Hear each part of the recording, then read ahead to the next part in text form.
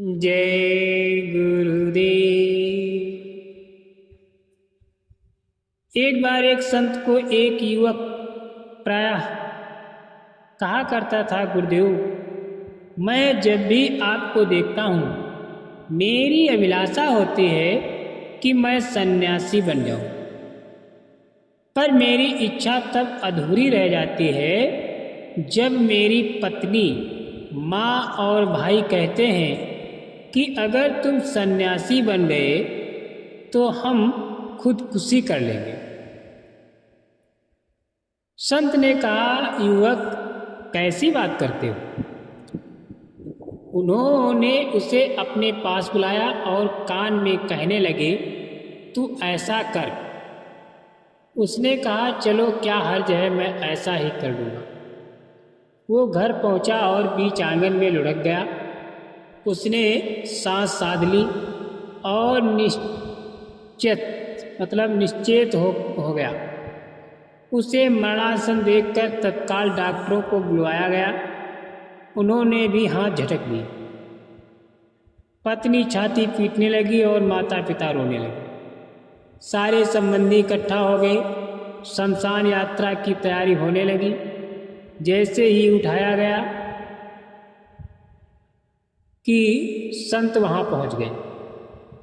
संत को देखते ही परिवार के सभी लोग युवक को पुनर्जीवित करने के लिए उनसे गुहार करने लगे। संत ने सबको सुनाते हुए कहा, युवक को जीवित किया जा सकता है, लेकिन आई हुई मौत कभी खाली हाथ नहीं जाती। इस युवक के बदले में जो मरना चाहे वो अपना हाथ ऊपर कर ले। हाथ ऊपर करने के नाम पर चारों ओर निराशा छा गई। सबके आंसू सूख गए। सब एक दूसरे के पीछे हटने लगे। संत ने एक एक से पूछा, युवक के पिता से पूछा। उन्होंने भी हाथ झटक दिए। उन्होंने कहा, मेरे तो और भी बच्चे हैं। कोई स्कूल में पढ़ रहा है, कोई नौकरी की खोज में है और सभी अविवाहित हैं। मैं कैसे मर सकता? तब संत ने कहा, महाराज, मेरे एक बेटा नहीं, 5 हैं। मैं किस के पीछे मैं मरूंगी? भाइयों ने कहा, अभी तो हमने जीवन भी नहीं देखा, हम कैसे मर सकते हैं? जब पत्नी से पूछा गया तो उसके टपकते हुए आंसू एक क्षण में रुक गए।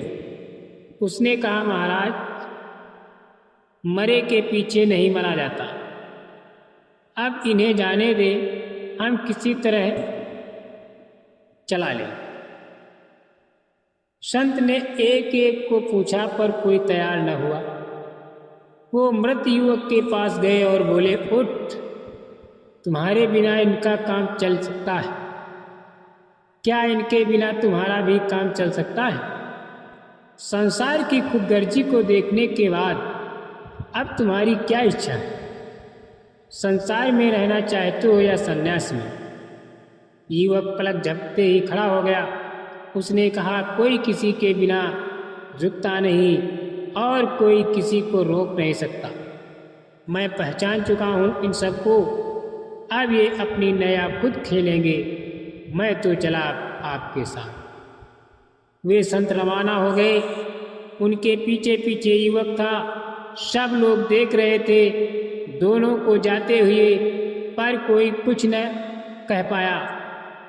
गुरु भाइयों तथा बहनों, बाबा जय गुरुदेव जी महाराज भी तो यही शिक्षा दे रहे हैं, इस संसार का लेन देन चुकता करो और अपने असली घर चलो। इन्हीं के बीच जब अपना असली काम करने का समय आए तो सन्यासी बन जाओ और बाबा जय गुरुदेव महाराज ने जो नाम रूपी जहाज लगा रखा है, बैठ चले चलो। ये अपना देश नहीं बेगाना है। हमारे असली साथी तो गुरु नाम रूप और आवाज है, बाकी सब मिथ्या है। जय गुरुदेव।